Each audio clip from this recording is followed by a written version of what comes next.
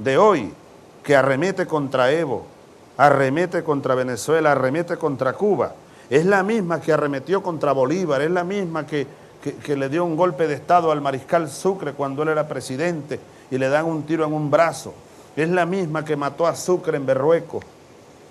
La oligarquía cipaya, pues, de esa tierra nuestra. Pero ahí está un Vietnam. Bolivia hoy es un Vietnam. Mira, Fidel, tú que te la pasas viéndonos por Aló Presidente o por el Canal 8 Venezolana Televisión, por Cubavisión, que nos enlazamos ahora en el Alba, Telesur. Pero fíjate la última visita, la más reciente que hicimos allá, al corazón del Chapare, Nicolás, ¿te acuerdas? Cientos de miles de indios. Y ellos a diferencia de nosotros los caribeños, nosotros gritamos. Tú ves, Santa Clara grita. Santa Clara es una furia, es una llama que tú la ves. Ellos no. Ellos van en silencio, pero cargan, como dice alguien, la llama por dentro. Caminan lento los indios, pero es que tienen 500 años caminando, ¿no? Y llevan el huracán ahí en plena erupción, pero por dentro. Son culturas ancestrales. Ahí anda Tupac Amaru, ahí anda Tupac Katari. Bolivia hoy es un Vietnam. Y yo lo he dicho, y se lo dije hace poco en Manaos a nuestro común amigo Lula da Silva. Evo, yo le dije a Lula, y yo creo que debemos hacer algo para evitar que en Bolivia vaya a ocurrir lo que ya ocurrió en Venezuela en el 2002. La oligarquía boliviana, el imperio haciendo planes, conspirando contra Evo, tratando de alebrestar corrientes militares en Bolivia, tratando de alebrestar esa clase media, esa pequeña burguesía. Fíjate cómo han logrado, lamentablemente han logrado bloquear la Asamblea Constituyente. ¿Qué es la Asamblea Constituyente? La voluntad de un pueblo. ¿Para qué? Para buscar una salida pacífica a un conflicto que es una bomba, que ya ha estallado 100 veces. Bolivia, un país tan rico, bueno, tan rico y al mismo tiempo poblado por, tanta gente viviendo en miseria. Entonces la oligarquía ciega, llena de odio, se niega a permitirle al pueblo, a Lleida, una salida pacífica. Yo te aseguro que si en Venezuela la oligarquía hubiese evitado de alguna manera, no como pretendieron hacerlo, el triunfo nuestro en el 98, trataron de dar un golpe de Estado, no pudieron. Después trataron de infiltrarnos, nos infiltraron, como me contaba Ramiro ahora, que una de las causas de la orden que tú le diste al Che, de venirse con la columna invasora, desde allá, desde el oeste, hacia el centro, y caminaron cientos de kilómetros, fue para evitar que aquí tomara fuerza, ¿no?, el movimiento, vamos a decir, un movimiento derechista, ¿no?, de la pequeña, o infiltrado por la pequeña burguesía, por la misma CIA, por el imperio que trataba de apoderarse del movimiento. En Venezuela hicieron lo mismo, trataron de apoderarse por dentro del movimiento bolivariano. Luego fracasaron, luego vino el golpe, el intento de asesinato y todo aquello en lo que tú participaste tanto y jugaste un papel tan importante junto con Cuba, aquellas horas del 11 de abril, 12 de abril, 13 de abril, 14 de abril, aquellas horas del paro petrolero en el que tú seguiste jugando con Cuba un papel fundamental. Recuerdo que Fidel un día nos mandó unos barcos llenos de caraotas, ¿cómo llaman aquí las caraotas? Los frijoles. Y me llamó y me dijo, allá van porque sé que no tienen para comer. Después me pagas si pueden.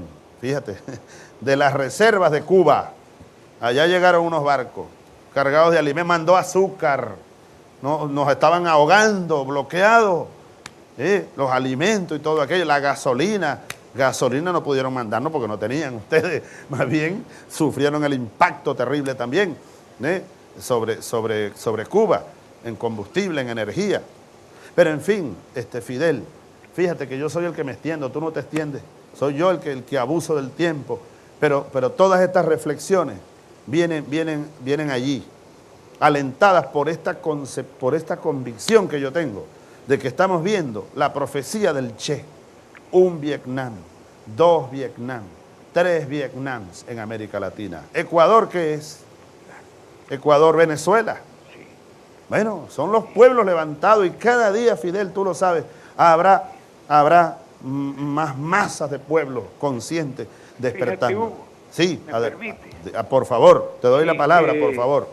Tú hablaste hace un rato de la idea de que el Che fuera a Venezuela. Esa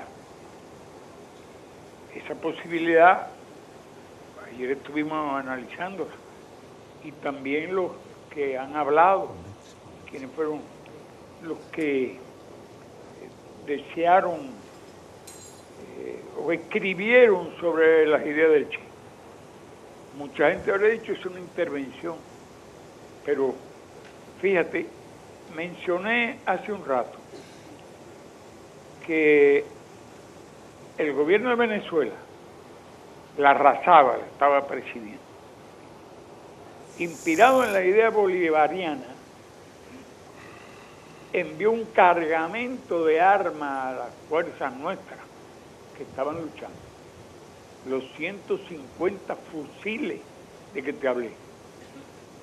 Nadie podía pensar aquí que se trataba de una intervención de Venezuela en los asuntos internos de Cuba. Al contrario, una enorme gratitud, porque ahí estaba presente la idea bolivariana, sencillamente de crear una unión de naciones, una federación de naciones, una gran nación hermanada por todos vaya, vinculada al sentimiento de hermandad de todos los pueblos latinoamericanos.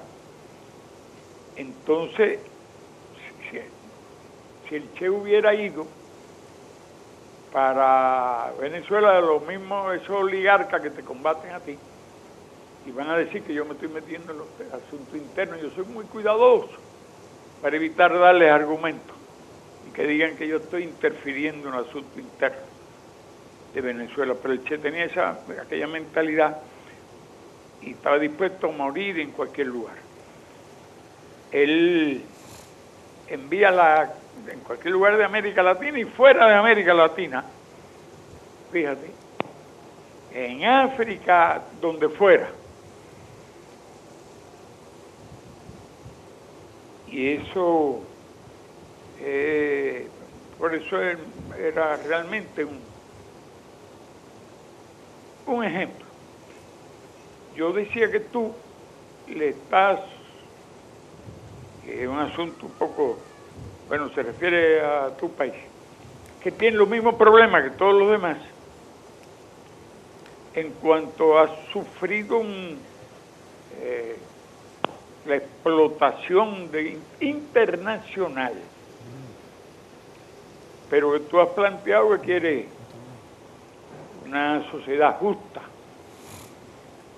para Venezuela, y le has quitado un argumento fuerte cuando has dicho que quieres, cuando te acusan de querer violar la propiedad privada, y tú le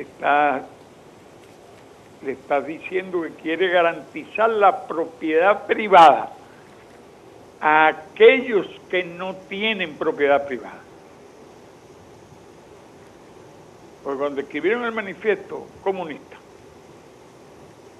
Marx dijo que la propiedad privada existe a condición de que no exista para las 9/10 partes de la población. Y efectivamente él no pensaba en los medios de producción, pensaba en la propiedad privada. Yo cuando era muchacho, en el campo, cuando yo estaba en la primaria, había gente que decía que tenía que compartirlo todo, que si tenía un caballo era dueño de la mitad del caballo, si tenía una casa era la mitad de la casa, si tenía cualquier cosa era la mitad. Lo creían porque eran sociedades incultas, era una sociedad inculta, analfabeta en su mayoría o semi-analfabeta, que es el tipo de sociedad ideal para sembrar reflejos, que es lo que han hecho los dominadores, sembrar reflejos, porque antes las ideas tardaban meses, años en llegar. Las ideas de la Revolución Francesa llegaron a Venezuela. Las ideas de Miranda llegaron a Venezuela en un panfleto, pero ahí fueron progresando. Hoy, como yo te decía, se comunican a toda la velocidad de la luz, prácticamente, las ideas. Y te decía lo que sería Bolívar si pudiera hablar, y tú lo que estás hablando por Bolívar, y expresando la idea de Bolívar en esta época. Perdóname que te haya tomado unos minutos, pero quería sobre ese punto poner el acento sobre esa posibilidad de que el Che fuera a tu país. Y entonces una cosa que quiero que me aclare, yo dije que tú ibas a ir a Cienfuegos, ¿hubo error o cambiaste de plan? No. Que mencionaste a Matanza ahora. Matanza, dije Matanza. Me pareció oír Matanza. Sí, a lo mejor me equivoqué, tú sabes, tengo el mapa de Cuba aquí, estoy aprendiendo geografía. Espérate. Ya sé que hacia allá queda el sur, donde está mirando el Che.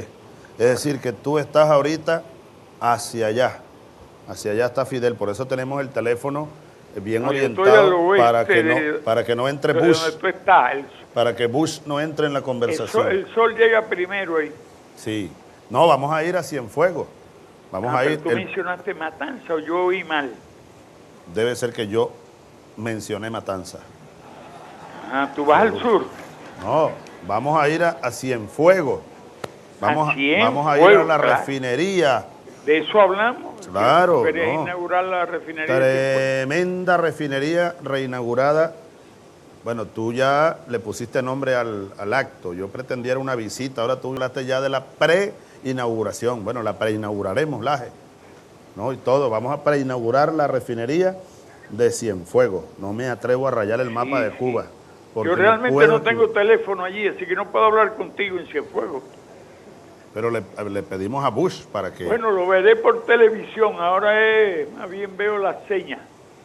Te veo con la mano izquierda y... Bueno, ¿qué pasa? Te haremos señas desde Cienfuegos.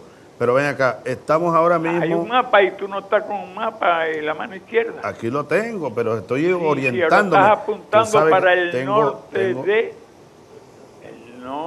de Camagüey, de Camagüey. Aquí está, mira. Ahora estás apuntando ahí en los límites entre,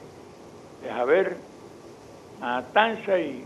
Villa Clara. Villa Clara y Cienfuegos. Claro, está al sur. Nos vamos a mover aquí, ahora me vengo a enterar porque veo el mapa, mira, de Santa Clara vamos a ir ahora a Cienfuegos. A ver, me gustaría ver tú pintando en el mapa ahí. Mira, ve, aquí. Una rayita para Cienfuegos. ¿Para Cienfuegos? ¿Cómo se llama esta? Esta es una bahía, la bahía de Cienfuegos, ¿no? Bueno, la bahía de Cienfuegos es una bahía profunda. Bueno, no es tan profunda, la bahía de Cochino es la que es muy profunda, por donde desembarcaron los mercenarios. Por ahí fue que llegaron. Aquí está la bahía de Cochino, ¿no? Entraron por ahí por la de Cochino, esa. Por Matanza, por no, aquí. Espérate, no. A ver, en Matanza, allá, para la izquierda, ahí donde estoy apuntando ahora. Aquí, ahí. Esta bahía de Cochino. Esa tiene 800, 900 metros de profundidad. Ahí entraban los submarinos de Estados Unidos. Imagínate, en la bahía. Ahora, Fidel, fíjate, hablando sobre el mapa, mira, viendo la calidad de las tierras de Santa Clara, ¿no? Viendo la inmensa extensión de territorio que hay aquí, ahora con el agua que se está recuperando, ¿no? Los embalses, incluso más allá de lo necesario, ¿no? Pero, digo yo, ayer hablábamos de un polo petroquímico aquí en Cienfuegos, la refinería, una fábrica de fertilizantes, una planta de regasificación para traer gas de Venezuela aquí, regasificarlo y bueno, y con ello la petroquímica, los fertilizantes. Estamos muy emocionados con esto. Y yo como voy a ir por tierra, y vamos a apurar el programa para no terminar tan tarde porque quiero mirar un poco el panorama y la extensión que tenemos allí. Ese es uno de los proyectos del ALBA más importantes. Veníamos hablando con Ramiro, lo mismo las telecomunicaciones, el cable submarino. Mañana tendremos el acto de firma de un conjunto de empresas mixtas, la empresa mixta pesquera. Por aquí estoy viendo a nuestra amiga Marta Loma. Estábamos hablando esta mañana allá en el aeropuerto. Bueno, ya mostré el mapa, quito el mapa. Sí, y ya lo veo ahí. Sí, tengo dos cosas que comentarte. De ahí, después ahí, están las aguas profundas aquellas y todo tipo de agua, pero ya a más de 2.000 metros, hasta en la Bahía de Cochino se puede perforar. Te quiero decir, existen los equipos que perforan a más de 2.000 metros de profundidad. Equipos muy sofisticados, por supuesto. Sí, fíjate, Fidel,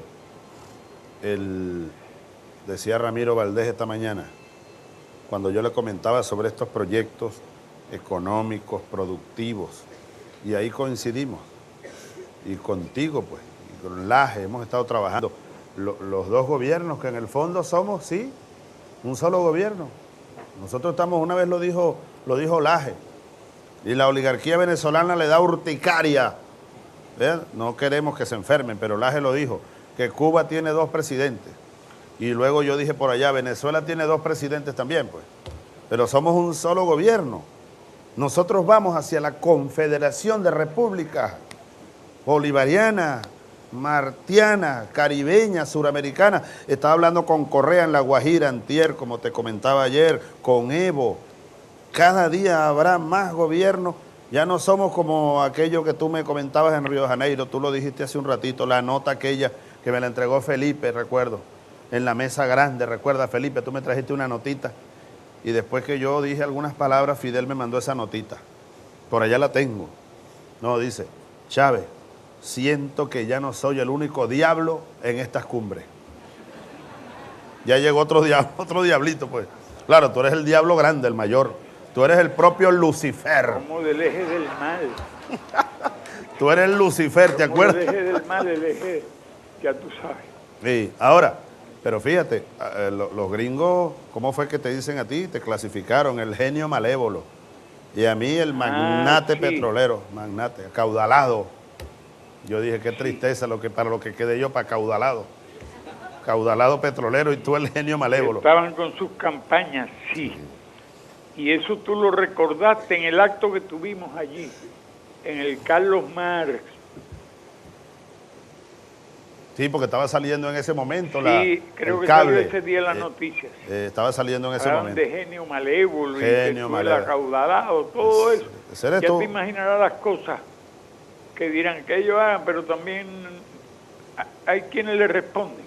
Bueno, ayer le responde. El Che le responde. Y todos debemos responderle. Todos debemos responderle. Ayer nada más decía Bush, o antier, bueno, hablando de América Latina, que había que detener a los gobiernos populistas, ¿no? Refiriéndose a nosotros. Hace poco fue el secretario de Defensa de los gringos del Imperio por América del Sur regando la conseja.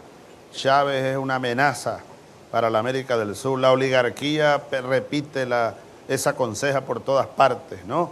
Y la seguirán repitiendo porque, bueno, ven cómo nosotros avanzamos, Fidel. Bueno, como dijo el Quijote, ¿no? Dicen que dijo, si ladran los perros es porque vamos cabalgando. Nosotros, Fidel, que lo sepa el mundo, vamos a convertir esta agregación de países, ALBA, y más allá del ALBA, una confederación de repúblicas, la unión de nuestro pueblo, vamos a convertir esta región en una región potencia del mundo. No país potencia, región potencia. Mira, Cuba y Venezuela, solo nosotros dos, no seremos suficientes, pero ya cuánto hemos avanzado y el potencial que está despertando ahora en los dos países, un potencial que estaba dormido ahí. Bueno, porque Cuba la tenían ahogada. Hay que ver lo que significó el periodo especial. El periodo especial, recuerdo cuando fuimos por allá por una campiña, Fidel, que hace como 2 o 3 años, que yo fui por allá a escribir unas cosas y tú me visitaste un día. Yo estaba por aquí en una montaña y entonces Fidel me dice con cierto dolor, pero con mucho optimismo, no dolor, realismo y optimismo, así lo interpreté, Fidel. Tú me dijiste, oye, Chávez, todavía se ve el impacto del periodo especial. Y hay que ver cómo ha resistido este pueblo, cómo resistió este pueblo y cómo resiste este pueblo. Quisieron rendirlo por hambre, pero un pueblo revolucionario no se rinde ni por hambre ni por nada. Lo que hace es batallar, ni por hambre ni por nada.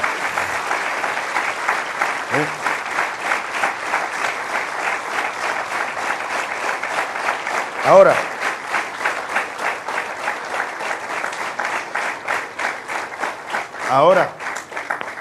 bajo nuestros lineamientos o con nuestros lineamientos, los tuyos, los que yo pueda emitir, Raúl, nuestro equipo, nuestros cancilleres, ya está Felipe, ya está Nicolás, nuestros vicepresidentes. Tú sabes que a partir de enero yo podré nombrar varios vicepresidentes, que fue mi intención original, pero no se aprobó así en la Constitución. Ahora con la roja rojita estoy pidiendo al pueblo la potestad de nombrar varios vicepresidentes para tener, bueno, yo sé que están ahí, les envío un fuerte abrazo a todos. Fuerte abrazo a todos. Aquí está Elías, el ministro de Agricultura nuestro, Titina, la ministra de Turismo, que por cierto hace poco fuimos allá arriba al Ávila, hoy Guaraira Repano, el nombre original del Cerro del Ávila. Y tú estuviste allá, te descubrimos. Sí, señor. Fuiste con una novia que tenías en Caracas. Te delato. No soy escaparate de nadie para estar guardando cosas. ¿Cómo es? Que fuiste con una novia que tenías en Caracas al hotel allá arriba. Eso es un invento tuyo. No guardo secretos. Yo lo que vi aquel lugar fabuloso.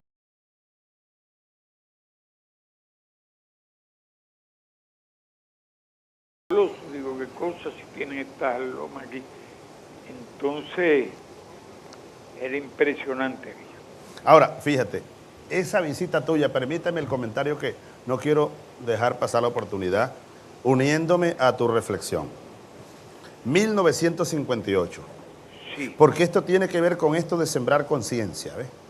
Que tenemos que ser sembradores de conciencia. Fíjate. Larrazábal forma parte, bueno, de una corriente militar. Larrazábal en verdad no fue el líder de aquella generación militar. No lo fue. Aquí está uno de esos líderes jóvenes, Pérez Arcay. Tú lo conoces, el general Jacinto Pérez Arcay, ¿no? Él era apenas un subteniente, pero el líder de ese movimiento se llamó Hugo Trejo.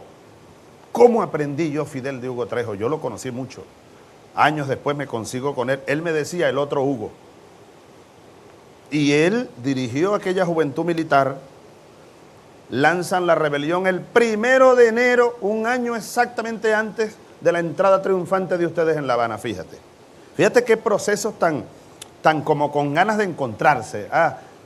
Aleida, tú que eres escritora y observadora. Sí, tú eres escritora y observadora. Los procesos nuestros han venido como acercándose. Abel, tú intelectual, ¿no? Escritor y pensador. Es como el acercarse y después el viento lo separó y llegamos por fin.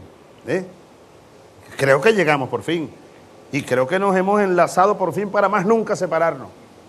Pero esto tiene siglos, estos amores, pues digamos, entre Cuba y Venezuela. Te quiero hacer estas ganas. Dime. Una pregunta. Dime. ¿Qué papel jugaba Fabricio Ojeda en aquel gobierno o aquel movimiento que llevó al poder a la dirección aquella, donde estaba Larrazábal? Correcto. ¿Tú recuerdas Fabricio Ojeda? Sí, claro, mártir, Fabricio Ojeda. Fabricio era del ala izquierda digamos, de los partidos políticos venezolanos. Ali, algunos de ellos deben recordar. Ali, sí, Ali está aquí, Ali conoció mucho a Fabricio. Fabricio se fue luego a la guerrilla, ¿no? Siendo diputado, y muere luego. Bueno, lo asesinan. Espérate, lo asesinan. Lo asesinan a Fabricio. Lo asesinan a Fabricio Ojeda. Claro. Y era un venezolano que nos visitaba con frecuencia.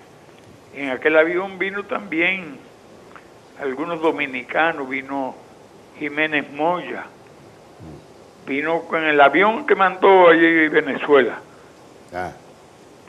Fabricio era uno de aquellos líderes de las juventudes. Combatió junto a nosotros Moya y después murió en Santo Domingo. Fabricio. Allí contra Trujillo. Contra Trujillo. Sí, estábamos rodeados luego había gobierno como el de Somoza, el de Trujillo, toda una pandilla de gente formada por el imperio, educada. Ellos utilizaban a esas marionetas, lo preparaban. Batista, Trujillo, Somoza, y después echaron mano de los que eran opuestos a ese gobierno, como es el caso de Betancourt. Betancourt, claro. Figuraba como un líder de las izquierdas de esta área. Bueno, y Pinochet, y los gobiernos militares en Argentina, en todas partes hicieron lo mismo. Ahora, se contaron con que tú hiciste una guerrilla dentro del ejército porque era la tradición bolivariana. Pero por eso te pregunté, como estaba la Razábal, me parece que tú has hecho bien explicar el papel de cada cual. ¿Cuál era el de Fabricio Ojeda? Porque nos visitaban mucho y nos dolió mucho la historia aquella, era triste. Después la noticia de que lo han asesinado. El primero de no se sabe cuánta gente asesinaron ahí. Y ya se sabe a quiénes servían. Ayer hablábamos también que el dólar ha perdido 22 veces el valor que tenía antes del respaldo, antes de que Nixon le quitara el respaldo oro al dólar y le ponía un límite. Por eso cuando tú hablas de que ellos le robaron a Venezuela 100.000 millones, hay que multiplicarlo por 22. Si se habla de dólares actuales, el dólar actual tiene solo una 22ava parte de lo que valía en los años que Venezuela estaban comprando la tonelada de petróleo a un precio mucho más bajo que lo que se paga por el barril. 15 dólares pagaban entonces por una tonelada y hay que pagar, llegó a 84 el otro día, lo que tienen que pagar por el barril de petróleo. Una tonelada tiene 7 y tantos barriles de petróleo. Por eso hay que ver en los números, ¿no? Lo que ellos le sacaron a Venezuela equivale a millones de millones.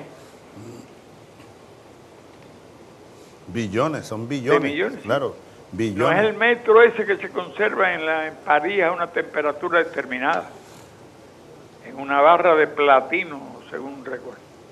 Es que varía la medida.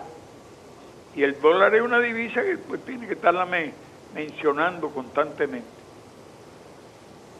Por eso la idea de reducir, que es la idea que tú tienes, de reducir, la 3 de 0.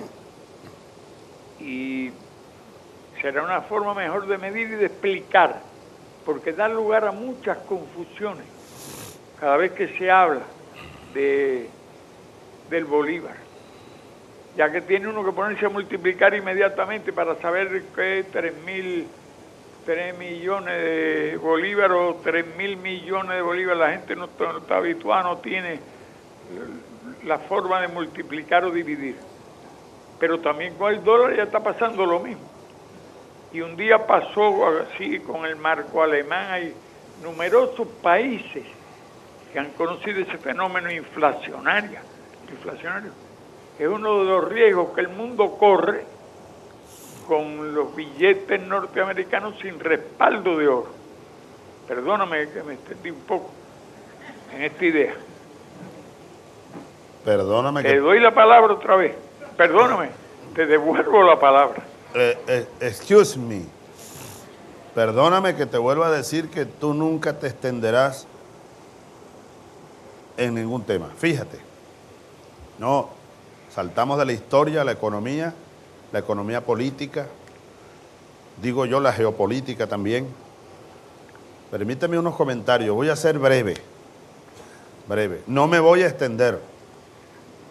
Fíjate, si la pregunta tuya sobre el papel que jugó aquel buen líder venezolano, Fabricio Ojeda, permite completar, ¿no?, el panorama de lo que ocurría en Venezuela en aquellos años 50.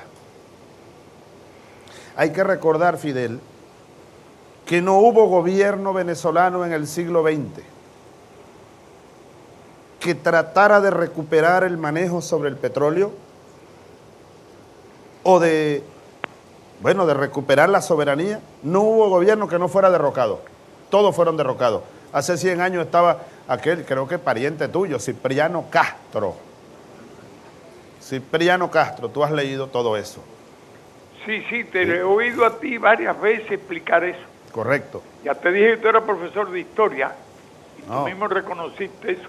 Tú sabes quién sabe mucho de historia. Y le dije, tú te pareces a Fidel Castro. Le dije antier a Rafael Correa. Estamos hablando de Antonio Ricaurte y me dijo, sí, que estaba Ricaurte en San Mateo y entonces Bolívar y tal, y Ricaurte prefirió inmolarse, volar con los españoles que iban a capturar a Bolívar y a las tropas. Se sabe todo eso, Correa. Le dije, ¿te parece a Fidel Castro? Que te las sabes todas, las de historia y las de economía y la geografía. Ahora fíjate, entonces la juventud militar y la juventud civil, revolucionaria, bueno, impulsaron el movimiento aquel que converge, pero converge no exactamente en el mismo punto. 1 de enero, la juventud militar y algunos civiles, pero no un movimiento masivo. Y luego el 23 de enero del 58, ustedes en plena Sierra Maestra, ya el Che avanzando sobre Villa Clara, desplegándose ustedes y derrotando ya al ejército de Batista. Entonces cae Pérez Jiménez el 23 de enero. Viene Larrazábal, que surge como la figura del momento. Un hombre culto, un hombre con buen conocimiento de la política y en contacto con esos movimientos progresistas. Entonces, bueno, es el hombre del momento, de la transición, de una junta de gobierno. Ahora, el líder militar era Trejo y los líderes, el líder de la juventud militar, lo empiezan a relegar, incluso lo mandan a Costa Rica, lo sacan del país. Y el llamado trejismo, al que pertenece Pérez Arcay, el general Pérez Arcay, lo van neutralizando. Y a los líderes de izquierda los van también acorralando. Betancur se quita la máscara y resulta que no es ningún izquierdista. Adán, mi hermano, hace poco refería, cuando bautizaban el libro de Germán sobre el Che, hace pocos días en Caracas, Adán refería una carta que yo nunca he leído. Adán dice que él la vio por allí, que le escribe el Che, no sé a quién, desde Guatemala, en aquellos años antes de conocerte a ti. El Che parece que conoció a Betancur.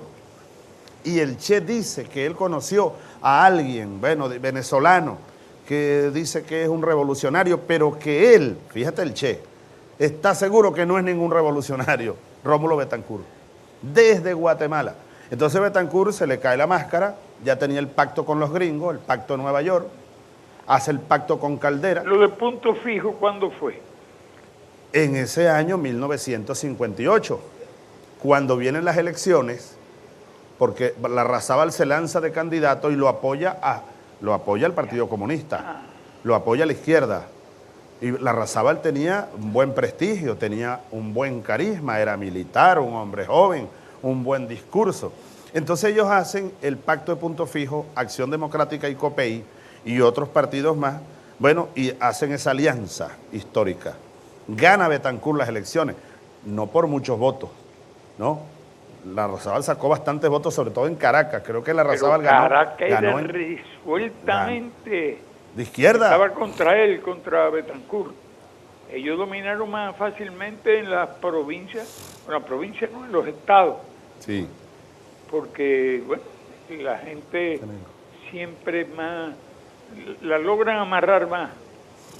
Sí. ¿Tú te recuerdas en qué año fue el consenso de Washington, después del pacto ese? Consenso de Washington fue luego de que cayó la Unión Soviética.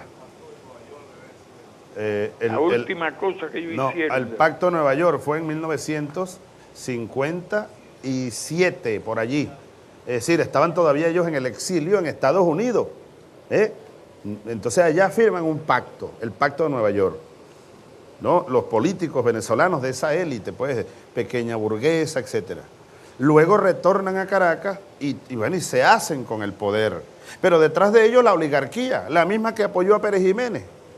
Les apoyó cuando ven en desgracia a Pérez Jiménez, entonces van por los políticos, digamos, AD y COPEI. La misma oligarquía que trató de captarme a mí, Fidel. La misma oligarquía que me rodeó en Palacio, que me infiltró, me metió hasta un ministro de despacho, yo no sé ni cómo estoy vivo. Me metió un ministro del Interior, me metió un presidente constituyente, en el Congreso tenían no sé cuántos diputados.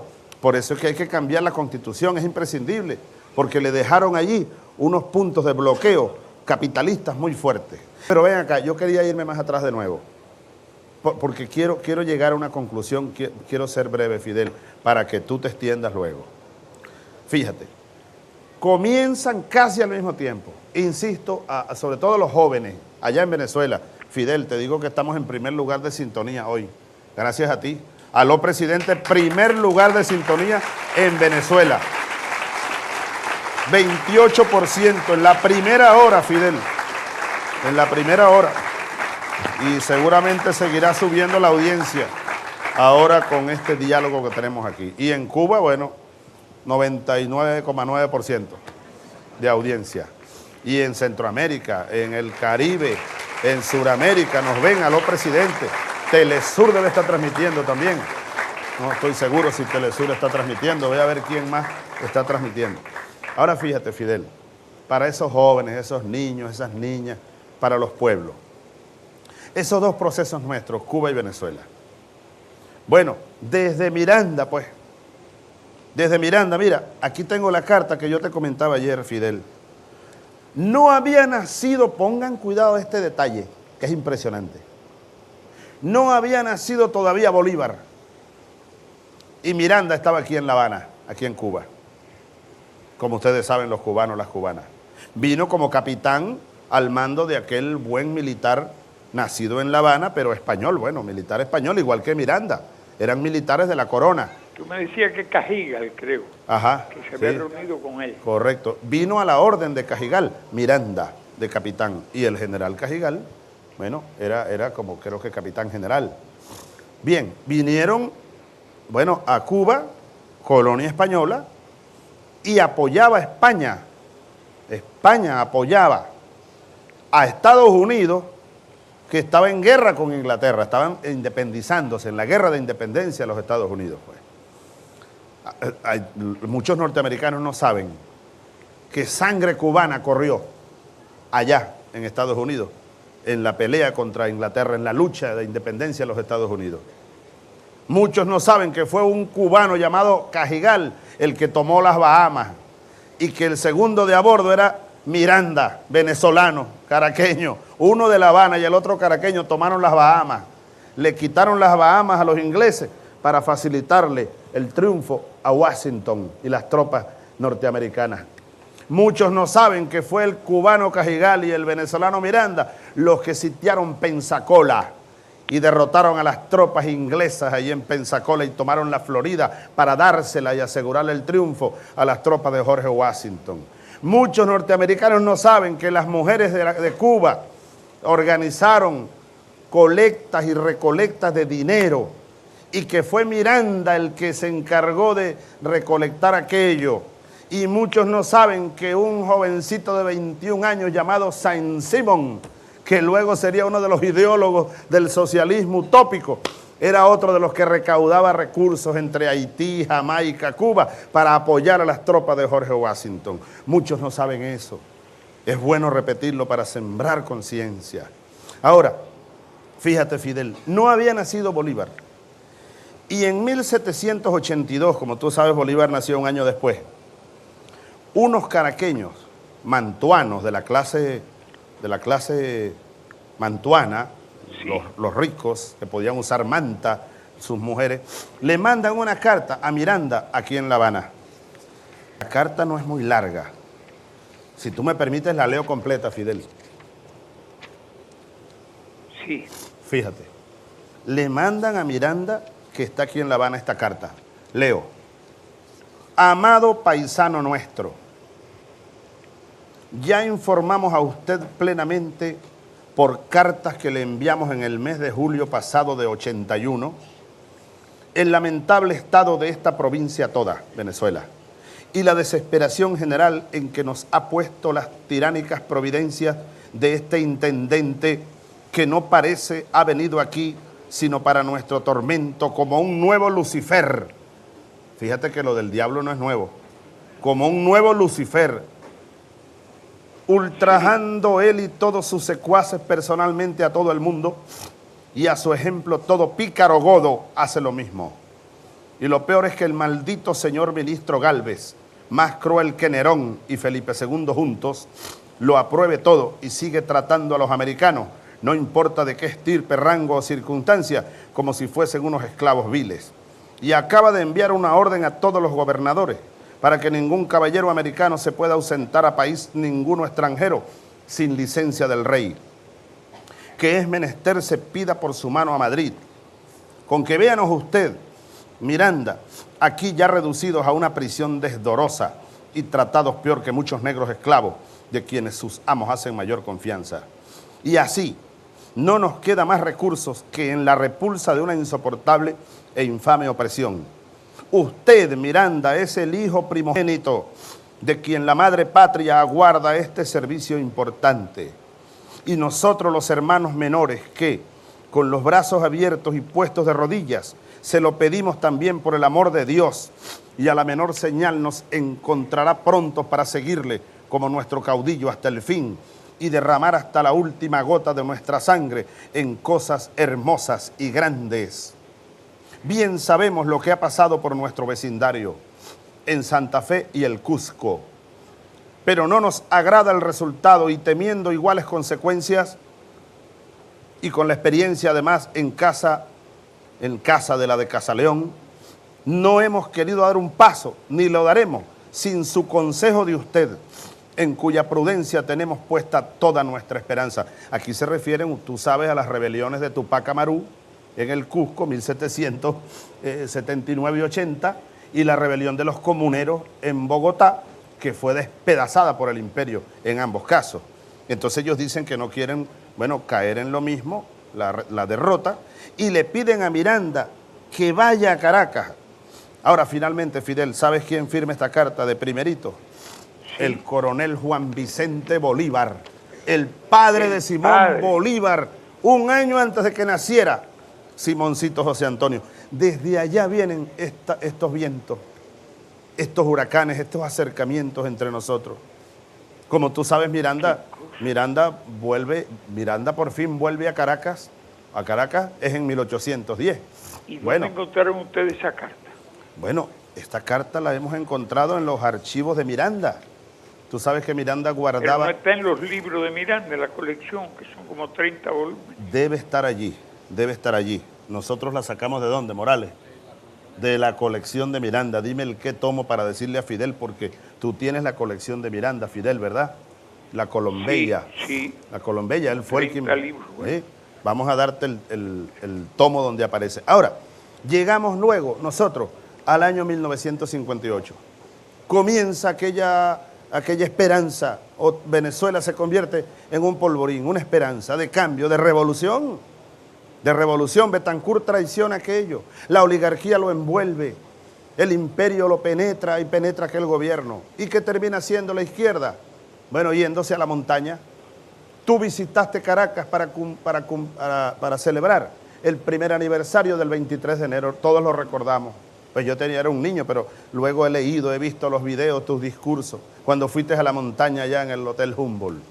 Y recuerdo que tú me contaste que te dio vergüenza porque cuando tú nombraste a Betancur en el silencio, el pueblo lo pitó y él era ya el presidente. En la Plaza del Silencio, una multitud enorme allí.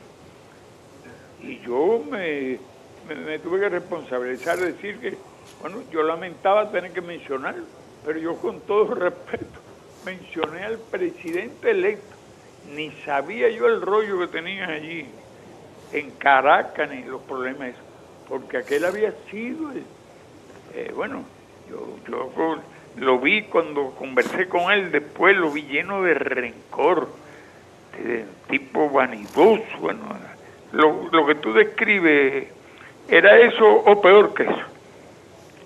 Sí, y un hombre con una mentalidad sumamente conservadora y represiva, Fidel. Él fue el autor de aquella frase, hablándole al ejército y a la policía, ¿no? Disparen primero y averigüen después. Una horrible represión se disparó contra todo el pueblo, no solo contra los movimientos políticos, contra el ejército, las corrientes progresistas. Contra Betancur se alzaron un grupo de militares patriotas en el Porteñazo, en el Carupanazo en 1962, dos rebeliones militares de izquierda, los militares patriotas. Algunos se fueron luego a la guerrilla como Moncada Vidal, coronel Juan de Dios Moncada Vidal, el padre de Titina, la ministra de Turismo, el Azuaje, el papá del ministro de Ciencia y Tecnología, de Héctor Navarro. Ellos son hijos de aquella camada de jóvenes militares.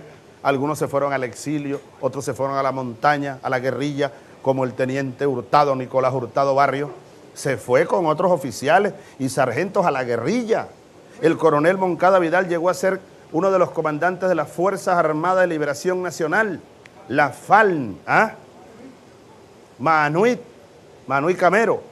Manuy era militar de profesional y después se vino a Cuba, conocidos todos de Pérez Arcay. Pérez Arcay siguió sembrando semilla en el ejército, ¿no? Y nos abonó a nosotros el alma bolivariana por los 70. Ahora, Fidel, fíjate, resumo lo siguiente. Venezuela, entonces, bueno, comienza a ser conducida... Oye, ¿puedes decir que tú tenías 4 años? Sí. Cuando triunfó la revolución. Tenía 4 años pero luego cuando matan al Che, yo estaba ya en bachillerato, pero ya yo tenía alguna conciencia, Fidel, te contaba ayer, porque yo recuerdo clarito, yo oía mucho radio y periódicos casi no llegaban a casa, éramos muy pobres y uno no veía casi periódicos, pero mi papá sí le gustaba leer porque era maestro, le gusta leer, es maestro de escuela, y entonces uno leía revistas, periódicos, pero yo oía mucho radio en un viejo radio de pila de mi abuela Rosa Inés. Me la pasaba pegado a ese radio, oyendo juegos de pelota, oyendo noticias internacionales. Varias veces yo oí tu voz de niño, Fidel, tu discurso. Al Che no recuerdo haberlo oído, pero tu discurso que transmitía Radio Habana, Cuba. Sí, transmitía. Radio Habana. Sí, en Aymara. Sí, entonces fíjate, ahí fue surgiendo esa corriente militar en los años 60, en los años 70, Venezuela en manos del imperialismo y aquella burguesía criolla y aquella clase política que se arrodilló a la burguesía y al imperialismo. Betancur, Caldera, Ade y Copey, pues. Y la izquierda la golpearon tan duro en la guerrilla, en la montaña y bueno, y en la política real. Y la izquierda también cometió muchos errores, sobre todo las divisiones. Yo me topé con eso, Fidel. Yo me topaba, mira, una vez conversé con varios líderes guerrilleros, o ex guerrilleros ya, no voy a nombrar a ninguno, pero que no se podían reunir entre ellos, viejos rencores, viejas rencillas. Y el movimiento militar bolivariano, ¿por qué tiene que salir casi solo el 4 de febrero? Porque los movimientos políticos no se pusieron de acuerdo hasta que dijimos nosotros, el directorio revolucionario de los comandantes, dijimos no podemos esperar más, esto estalla, y estalló el 4 de febrero de 1992. Pero bueno, es toda una historia que ahora se consigue en una sola corriente, Fidel, porque fíjate, aquí yo conseguí extractos de un diario que yo escribía 10 años después del asesinato del Che. ¿Qué cosa es esta? No, ahora yo me consigo con esto, yo ni lo recordaba, te lo confieso. Es un diario que anda por ahí, yo más nunca lo he visto. Lo escribí y se lo llevó la brisa, el huracán. Pero han publicado fragmentos del diario. Ahora, 10 años después de muerto el Che, yo estaba ya de subteniente en un campamento antiguerrillero. Pero yo andaba ya con este libro, La Guerra de Guerrillas, leyendo, ya andaba leyendo a Plejanov, el papel del individuo en la historia. Ya andaba, conversaba mucho con jóvenes de mi edad, civiles y algunos militares como Acosta Carles, Ortiz Contreras, Arias Cárdenas, muchachos inquietos. Hablaba con Adán, mi hermano, era de los grupos de Douglas Bravo, de los grupos de retaguardia de las universidades. Adán era estudiante, después profesor universitario, etcétera, ¿no? El Toby Valderrama, allá en Mérida, grupos de jóvenes estudiantes, sobre todo estudiantes o jóvenes profesionales. Ahora, fíjate lo que yo escribía en mi diario, Fidel, el 25 de octubre de 1977, es decir, 10 años después de la caída del Che.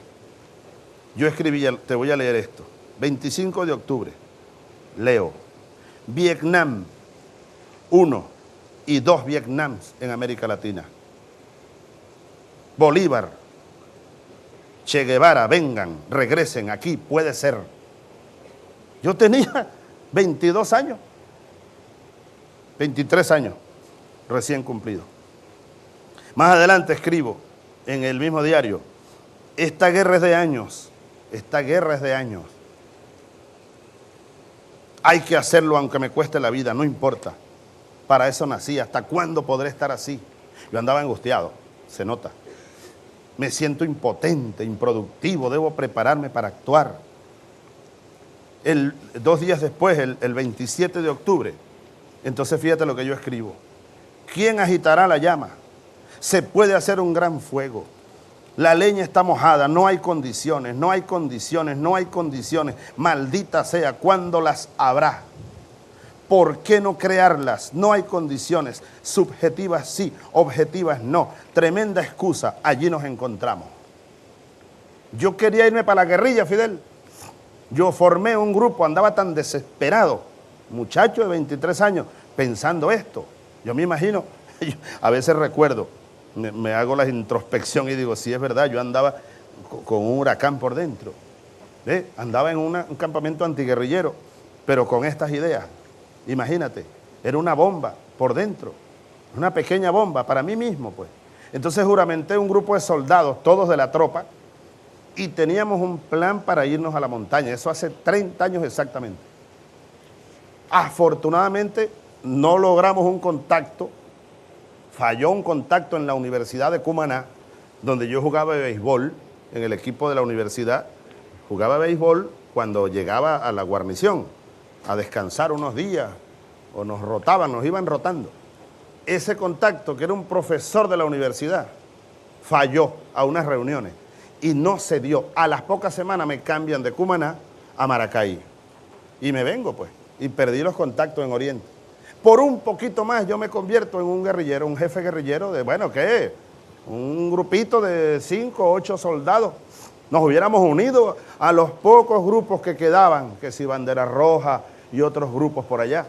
Hubiera sido una locura a esas alturas, ya no había en verdad condiciones en Venezuela para una guerrilla. No había condiciones. A los pocos años, 1978, empezamos a reunir las primeras células bolivarianas ya de oficiales. 1980, me mandan a la Academia Militar y entonces veo aquella juventud de donde está Jesse, que era cadete, Blanco La Cruz, Bielma Mora, todos estos muchachos. Me consigo los compañeros, qué viejos, los compañeros, Acosta Carle, Arias Cárdenas. Empezamos a fraguar entonces las primeras células. Y el 82 el juramento al Samán de Güeres. Y luego, fíjate, Fidel, para terminar, tú fuiste a Caracas buscando alianza en 1959. 40 años después regresaste. Nunca se me olvidará el 2 de febrero, 1999. Hugo Chávez asumiendo la presidencia. Y tú ahí sentado. Y luego las conversaciones y tu discurso en el aula magna, 40 años exactos después. Ahora nos conseguimos para siempre. Más nunca nos separaremos en este camino. Nos hemos conseguido. Perdóname que me extendí demasiado. No. Perdóname. La hora. No. Creo que si el juego es... Pensaba estar allí alrededor de las 4, me habían dicho. Pero bien, estoy muy satisfecho de todo lo que hemos conversado.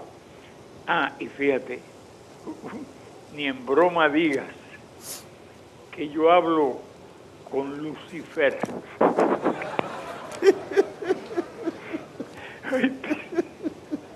Bueno, una vez una vez me dijiste algo parecido cuando veníamos Felipe y yo de Sudáfrica y estábamos estrenando el avión nuestro, el Airbus, que tiene teléfono. Y te llamamos, ¿te acuerdas? Y entonces tú me preguntas, ¿dónde están ustedes?